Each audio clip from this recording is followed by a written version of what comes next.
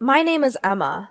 Ever since I dropped out of high school, I've poured everything into my work. I decided to leave high school because there was something I just had to do. Although my parents were worried, they supported my decision. I believe that I am where I am today because of their support. Recently, my parents, to whom I am deeply grateful, told me that they are considering letting go of our family home. This home is a single-family house that was handed down from my grandparents. It has been renovated over the years, but as it has been used for many years, it has started to show signs of wear and tear. With my parents getting older, they are considering moving to a barrier-free apartment and demolishing the family home. Indeed, I realized that our old home was indeed old, and so I proposed to my parents that we live together. I may get married eventually, so we might not be able to live together for long. However, I wanted to give back to my parents who had supported me without denying the decisions I made when I was young. So my parents and I moved into a new apartment.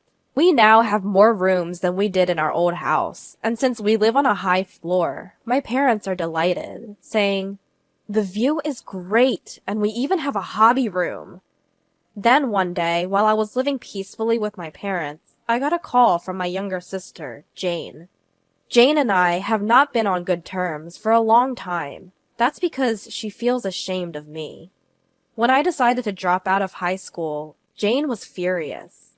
"Why are you quitting high school, Emma? I don't want any of my friends to find out that my sister dropped out of high school because it's embarrassing. From now on, pretend we don't know each other." Although Jane and I went to different high schools, it seems that me dropping out of high school was something to be ashamed of for Jane.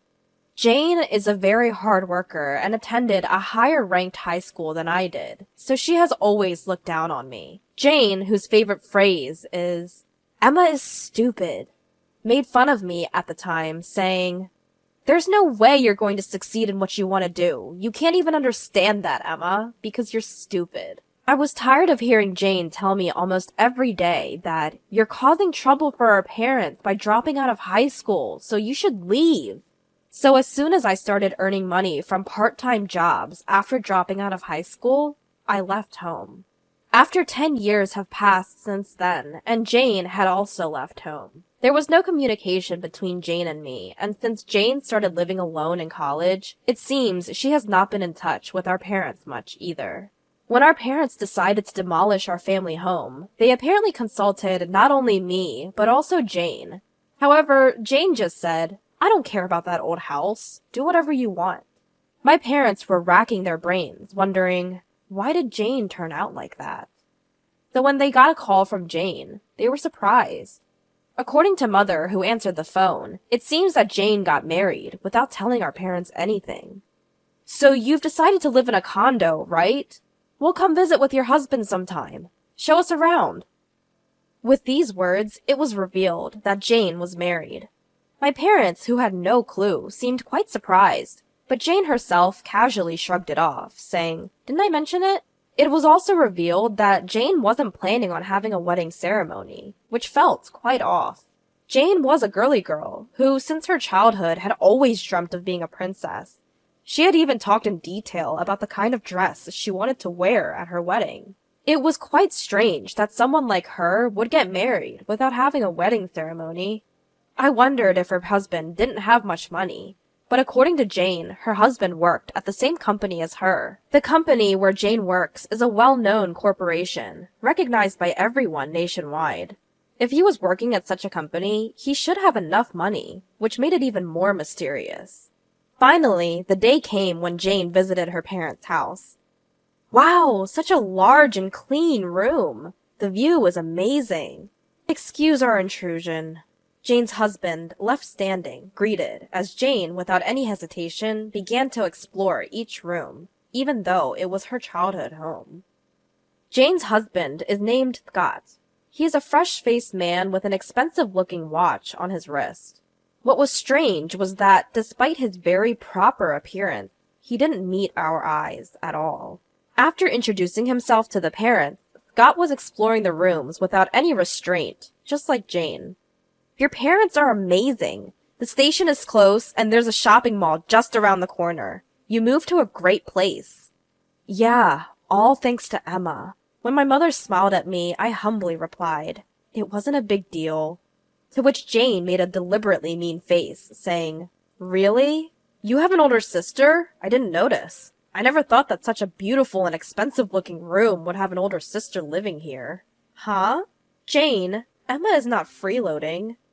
My father was about to explain, but Jane ignored him. Pointing at me, she beckoned Scott over. Hey, Scott. Do you believe this ugly woman is my sister? This is Jane's sister you've been talking about? I didn't realize because you two look nothing alike.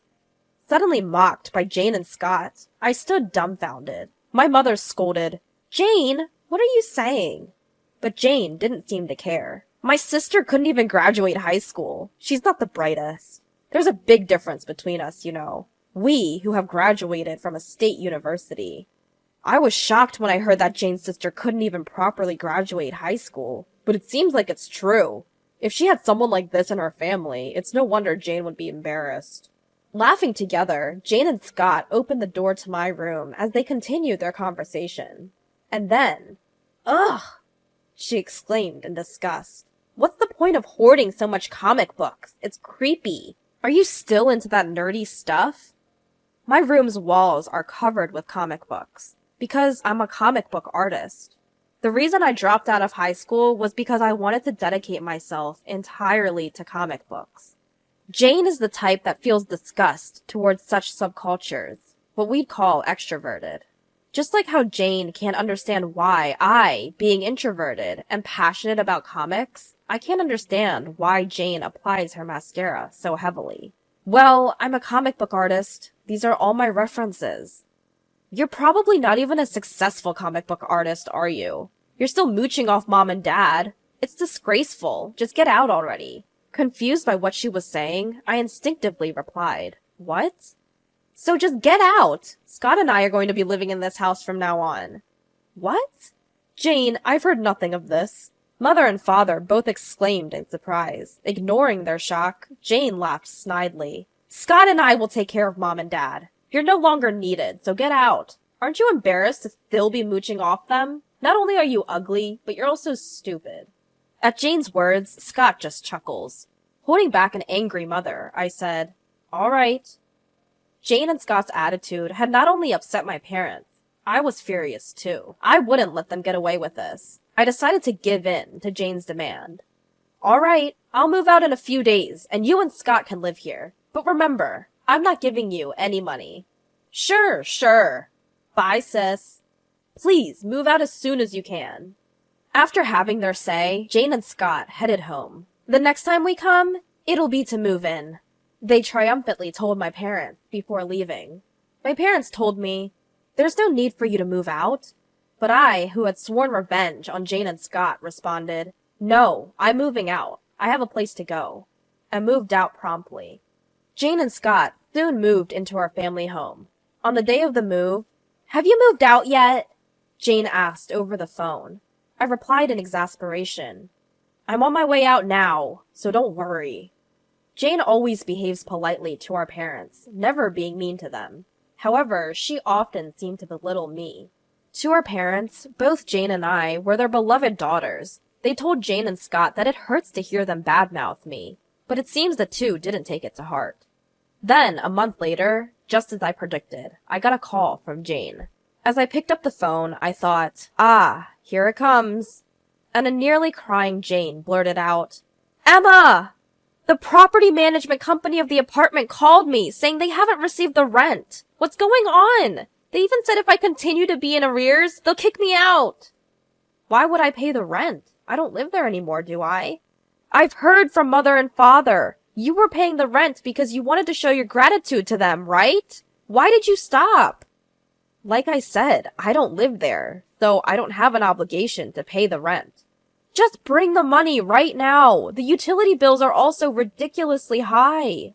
Being disgusted with Jane, who kept talking and hung up, I called my boyfriend. Liam, Jane just asked me to come over. I'm going to our parents' house. Okay, I'll come with you. I'm worried about you, Emma, and I haven't seen your parents in a while. The reason why I immediately had a place to go after leaving my parents' home is because my boyfriend, Liam, offered me a room. As we were considering marriage, this past month was a good practice period for us. I went to my parents' house with Liam.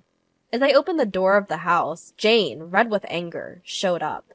"Did you bring the money? Pay the money properly for the sake of showing gratitude to our parents." "Do you think I'm a struggling cartoonist, Jane? How do you think I can afford the rent for such a luxury apartment?" "Well, I don't know, but you were able to pay until now, right? Please pay the rent and utility bills." "I won't. Jane and Scott, you both work for respectable companies, right? Why can't you pay your own rent?" At my question, Jane was at a loss for words. I noticed that Jane might not have the money. Jane was dressed in branded clothing from head to toe, and I noticed a luxury-looking watch on Scott's arm, who was also decked out in branded items. "Isn't it that Jane and Scott can't pay the rent? Not that they won't? You said you wanted to take care of Mother and Father, but I heard you've left all the housework to Mother. Aren't you and Scott just living off Mother and Father?" Jane, who was struck at the heart, bit her lip. Scott, who was not looking at me, but only at Liam, raised his trembling voice. Why is Liam here?" "Huh? Liam?" Scott seemed startled, while Jane appeared nonplussed. Liam, who had been watching the sisters quarrel with a troubled look, then introduced himself with a smile. "Ah, hello there. I see you already knew. I'm dating Emma with the intention of marrying her." "What? Emma and Liam are dating?